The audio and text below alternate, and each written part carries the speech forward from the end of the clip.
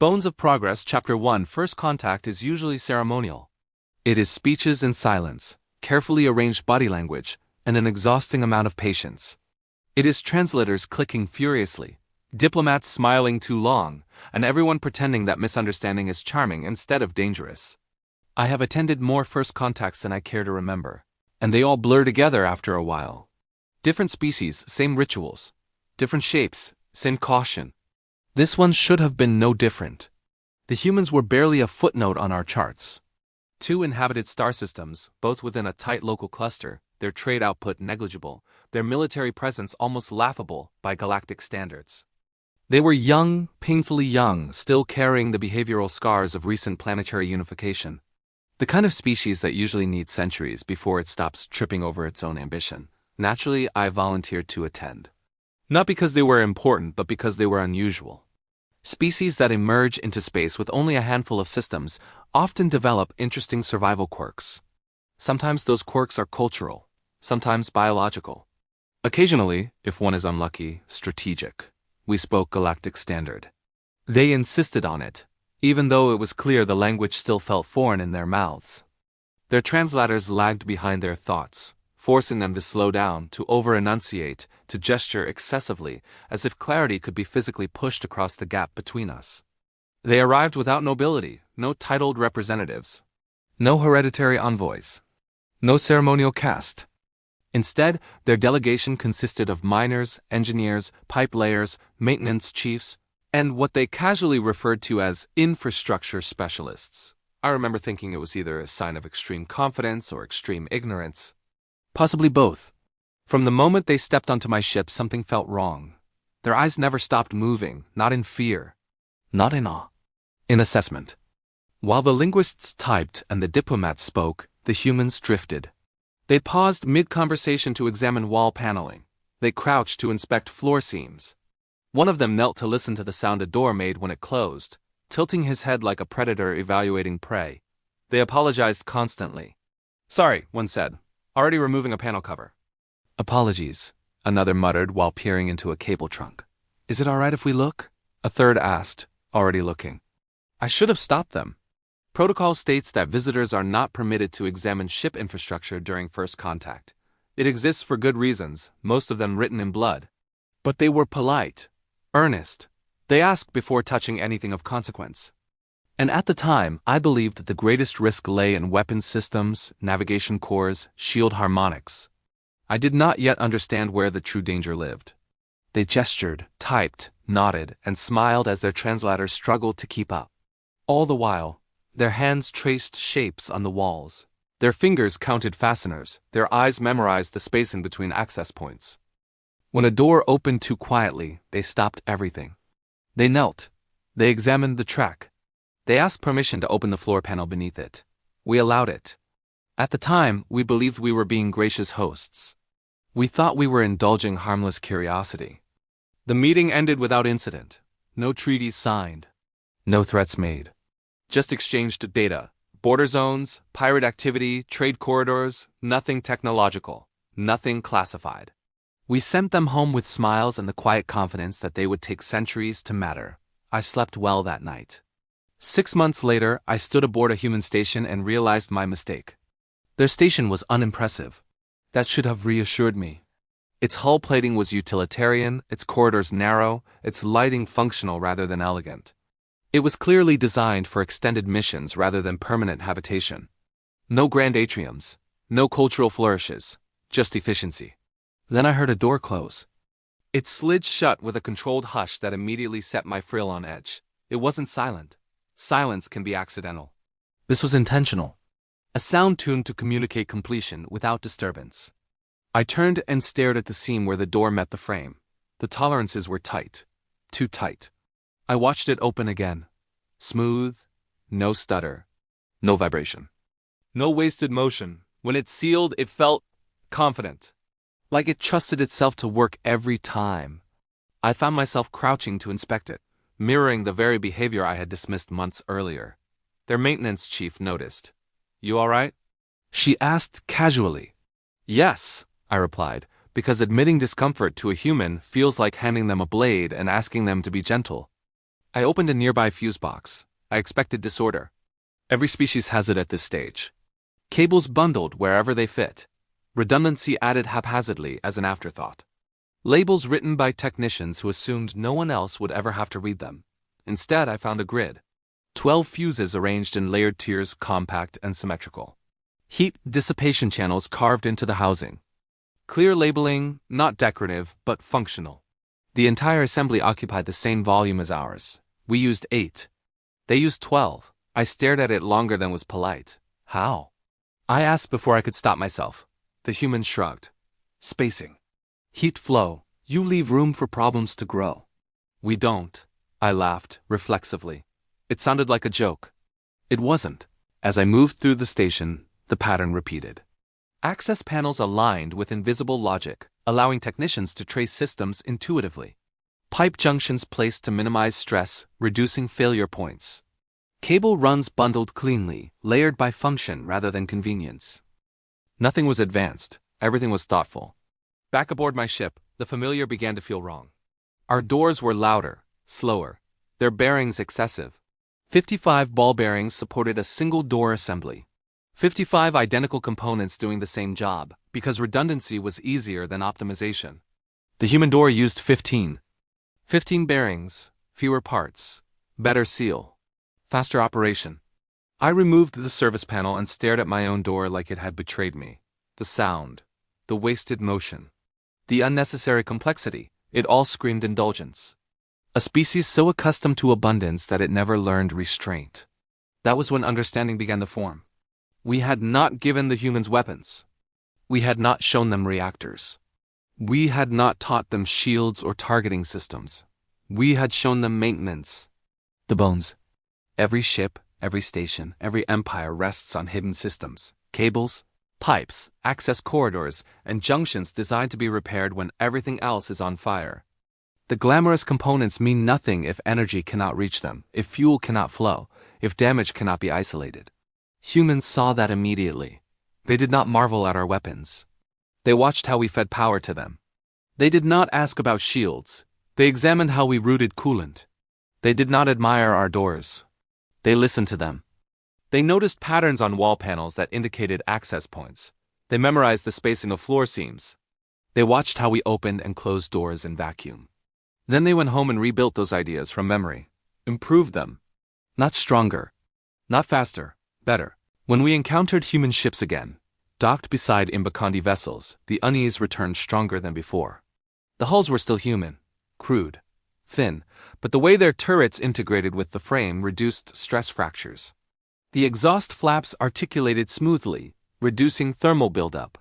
The internal layout favored survivability over aesthetics.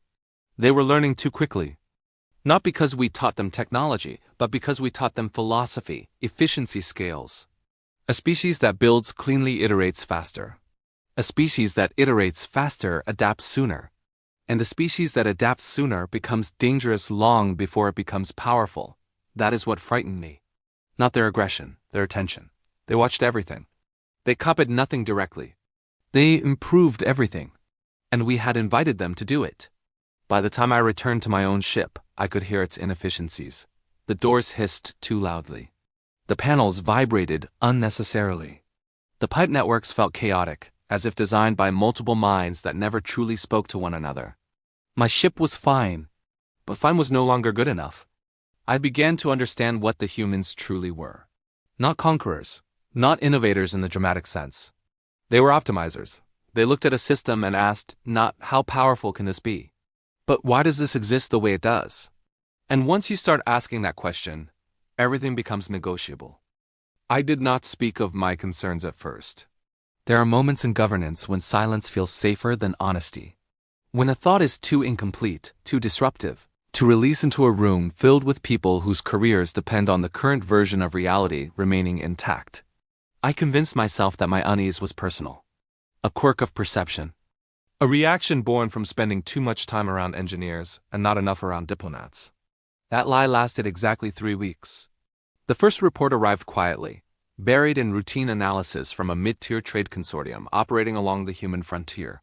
Nothing alarming, no aggression, no treaty violations. Just a curious footnote noting that human vessels were completing refits at a pace 30% faster than projected. I dismissed it. Then came a maintenance audit from an Imbacondi patrol flotilla. Their chief engineer complained that human dockyards were unsettling, that their technicians asked too many questions, that they observed instead of assisted, that they returned borrowed tools cleaner than before. The report used the word uncomfortable. Engineers do not use that word lightly. By the time a third report reached my desk, the pattern could no longer be ignored. Human ships were exhibiting survivability metrics disproportionate to their technology level. Minor hull breaches that should have crippled them were isolated and bypassed in seconds. Power rerouting occurred with minimal loss. Fires that would have cascaded aboard our own vessels burned themselves out inside compartmentalized corridors designed for exactly that failure, all without advanced shields. All without superior materials, just structure. I convened a private review. No counsel, no observers. Just me, 2 analysts, and a shipwright old enough to remember when our empire first transitioned from modular growth to standardized layouts. I presented the data without commentary and watched their reactions carefully. The analyst spoke first. This suggests unauthorized technology transfer. The shipwright shook his head slowly. No, he said. This suggests someone learned how to build properly. He zoomed in on a schematic comparison between one of our light cruisers and a human frigate. Same displacement class. Same approximate mass. Inferior human power output. Inferior weaponry. Look here, he continued, highlighting the internal schematics. Their cable trunks are centralized. Ours sprawl. They isolate damage zones without cutting power entirely. We sever and reroute. They bleed and continue. The analyst frowned. So they're copying us? The shipwright laughed, a dry sound. No, he said. They're copying the idea of us. Then fixing it. That was the moment I knew this could not remain quiet. The council chamber was full when I finally spoke. Representatives from 12 major factions, each flanked by advisors, aides, and ceremonial guards who had no idea what they were guarding against. I stood at the center, frill carefully controlled, voice steady. I began with history. Every empire believes its strength lies in its weapons. Every rising power obsesses over shields, armor, propulsion, and firepower. These are the visible markers of dominance. They are easy to measure, easy to fear. I told them that this belief was wrong. Weapons win battles. Infrastructure wins wars. I explained what we had shown the humans. Not deliberately, not maliciously, but through proximity and complacency. How maintenance corridors reveal philosophy. How door mechanics expose priorities. How cable management reflects thought processes. Some laughed. One counselor openly scoffed. They are centuries behind us, he said. They have no fleet to speak of. No doctrine, no reach. I let him finish. Then I showed them the projections. Not weapons projections, growth curves. Iteration velocity, failure reduction rates, maintenance turnaround times. Redundancy density per cubic unit. The laughter stopped. Humans do not innovate like we do, I said. They refine. They reduce waste. They eliminate assumptions. They look at a system and ask why it exists in its current form instead of accepting tradition. Another counselor leaned forward. So they build cleaner ships. Is that truly a threat? I met his gaze. A cleaner ship is harder to kill, I said. A cleaner fleet is harder to exhaust. A cleaner empire adapts faster than doctrine can keep up with. Silence followed. I continued. Humans did not steal our technology. They learned our habits. And habits are harder to defend than secrets. I told them about the fuse boxes, the doors, the pipes. The way humans reduced component counts without sacrificing reliability. How they layered redundancy intelligently instead of redundantly. They did not ask how to make better weapons, I said. They asked how to make better ships. A counselor from the military caste finally spoke. So what is your recommendation? I took a breath. We align with them. The chamber erupted. Accusations flew. Fear sharpened voices. Some called it appeasement. Others called it cowardice. One accused me of personal bias, citing my attendance at first contact. I waited. When the noise subsided, I spoke again. If we isolate them, they will continue regardless, I said. If we oppose them, they will adapt against us. If we ignore them, they will surpass us without oversight. I paused. If we integrate them, we grow together.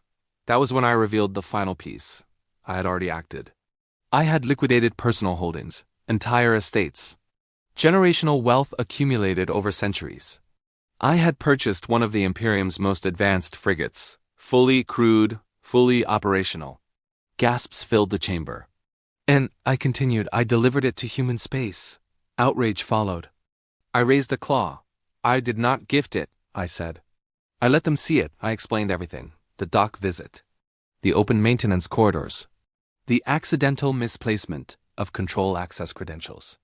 The long lunch while human engineers examined the ship with the same quiet intensity they had shown months earlier. I regret nothing, I said calmly. Because I have seen what they do with knowledge. One counselor whispered, "You've doomed us." I shook my head.